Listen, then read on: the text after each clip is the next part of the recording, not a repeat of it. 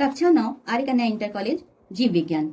आज हम लोग इसके तहत पढ़ेंगे जीव द्रव्य, राजधानी या रिक्तिका या वैक्यूल, जीव द्रव्य के विभिन्न भाग, कोशिका कला या प्लाज्मा झिल्ली, कोशिका कला के कार्य, कोशिका कला अभिगमन, विसरण, परासरण और परासरण का महत्व।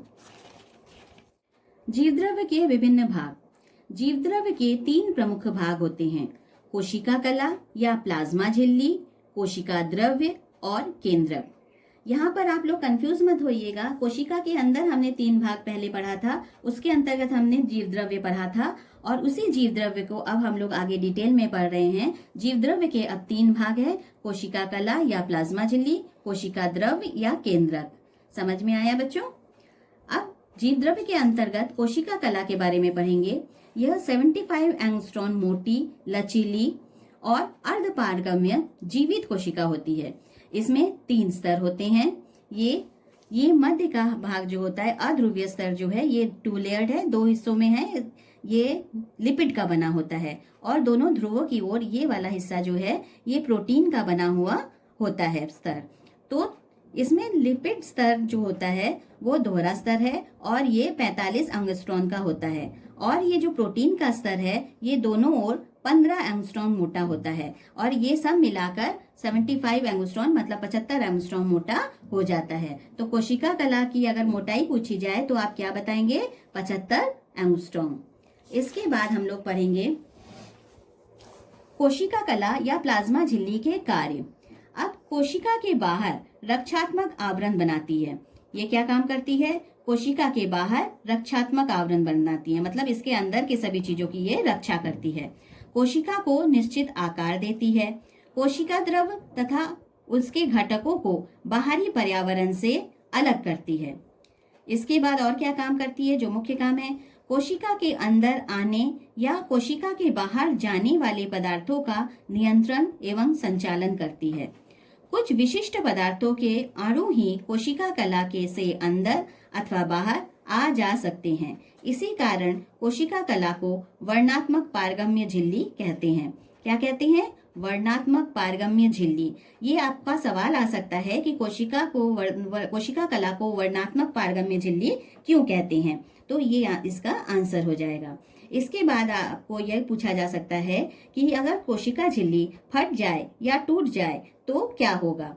तो यदि कोशिका की प्लाज्मा झिल्ली फट जाए या टूट जाए तो कोशिका का आंतरिक पदार्थ बाह्य वातावरण से मिल जाएगा और कोशिका जीवन की आधारभूत क्रियाएं नहीं कर सकेंगी और मर जाएगी।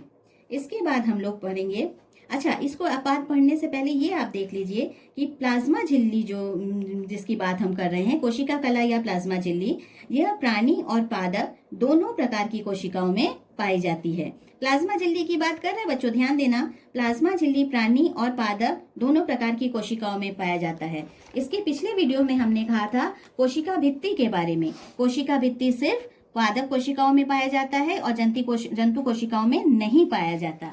लेकिन अब हम बात कर रहे हैं प्लाज्मा झिल्ली या कोशिका कला की।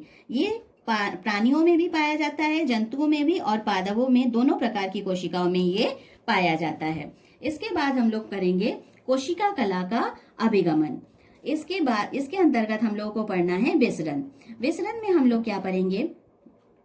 किसी भी पदार्थ के अणुओं या आयनों द्वारा अधिक सांद्रता वाले क्षेत्र से कम सांद्रता वाले क्षेत्र की ओर गति करना विसरण कहलाता है।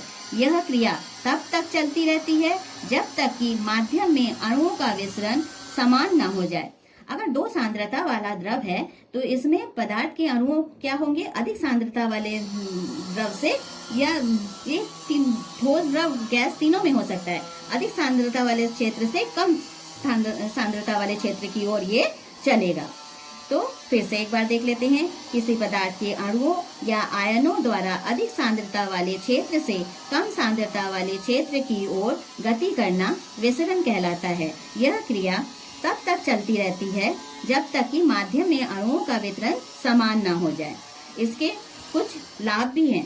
इसके क्या लाभ हैं, क्या काम होता है इसके कुछ उदाहरण ये हैं। पौधों की जड़ों द्वारा लवणों का अवशोषण।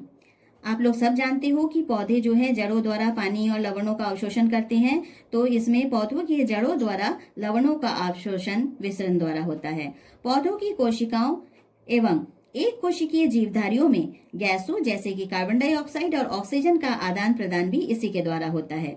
पौधों के रग्नों द्वारा जलवाष्प, ऑक्सीजन और कार्बन डाइऑक्साइड का विसरण भी इसी के द्वारा होता है। इसके बाद हम लोग पढ़ेंगे परासरण। आप परासरण में देखिए क्या होता है, कोशिका कला अथवा अन्य किसी वर्णात्मक पारगम्य झिल्ली में से जल अथवा अन्य विलायक अणुओं के विसरण को परासरण कहते हैं। जैसे कि विभिन्न सांद्रता वाले दो घोलों को एक महीन झिल्ली द्वारा पृथक करने पर जल जो है वो कम सांद्रता वाले घोल से अधिक सांद्रता वाले घोल की ओर बढ़ने लगता है। इसमें ये क्या याद रखना है आपको कि परासरण सिर्फ द्रवों में होता है। तो अगर आप जल की बात याद रखेंगे तो आपको एकदम याद रहेगा कि जल जो है वो कम सांद्रता वाले घोल से अधिक सांद्रता वाले घोल की ओर बहने लगता है। अब हम लोग परासरण का महत्व जानेंगे। परासरण का क्या महत्व है? मूल रोम मृदा कणों से परासरण क्रिया द्वारा जल का अवशोषण करता है। विसरण में हमने क्या कहा था? जल द्वारा लवणों का अवशोषण करता है, लेकिन परासरण में ये जल का अवशोषण करता है। अब दूसरा पॉइंट, पौधों में एक कोशिका से दूसरी कोशिका में जल का चालन एवं विसरण परासरण द्वारा होता है। तीसरा, परासरणी विसरण के कारण पादप कोशिकाएं स्फीत हो जाती हैं तथा पत्तियां, पुष्प, तने की निश्चित आकृति बनाए रखती हैं और कोशिकाओं को यांत्रिक बल प्रदान करती है। स्फीति अवस्था में ही कोशिकाएं वृद्धि करती हैं। रग्नों का खुलना एवं बंद होना स्फीत पर ही निर्भर करता है। तो इसका जो मेन चीज है वो ये है कि परासरणी विसरण जो होता है इसके द्वारा ही कोशिकाएं स्फीत होती हैं और बाकी सब पौधों के कार्य इसी के आधार पर होता है। अब हम लोग थोड़ा सा विसरण और परासरण में अंतर को समझ लेते हैं, जिससे कि आप कंफ्यूज ना हो। तो विसरण यह ठोस, द्रव और गैस तीनों में होता है। परासरण केवल द्रवों में होता है। आप याद रखना ना जल, तो आपको याद आ जाएगा। और समानता क्या है? दोनों के लिए ही अर्ध पारगम्य झिल्ली का होना आवश्यक है, विसरण के लिए भी और परासरण के लिए भी। इसके बाद तीसरा पॉइंट है, पदार्थ के अणुओं का बहाव सदैव अधिक घनत्व वाले स्थान की ओर से कम घनत्व वाले स्थान की ओर होता है। और इसी तरह परासरण में देखिए, इसमें पानी के अणुओं का बहाव कम घनत्व पतले घोल वाले स्थान से अधिक घनत्व गाढ़े घोल वाले स्थान की ओर होता है। आप बच्चों चलिए कुछ क्वेश्चन आंसर कर लेते हैं। ये आपका होमवर्क है, ये आपको कॉपी में करना है। पहला क्वेश्चन, कोशिका कला की संरचना क्या है? कोशिका कला की संरचना क्या है? उसका उत्तर आप यहाँ पर हमने कोशिका कला पढ़ाया था आपको, इसमें हमने बताया था ये वाला आंसर यहाँ से पूरा यहाँ तक होगा। यह 75 एंगस्ट्रॉम मोटी, यहाँ से लेकर 15 एंगस्ट्रॉम मोटा, यहाँ तक आपका पूरा ये आंसर होगा।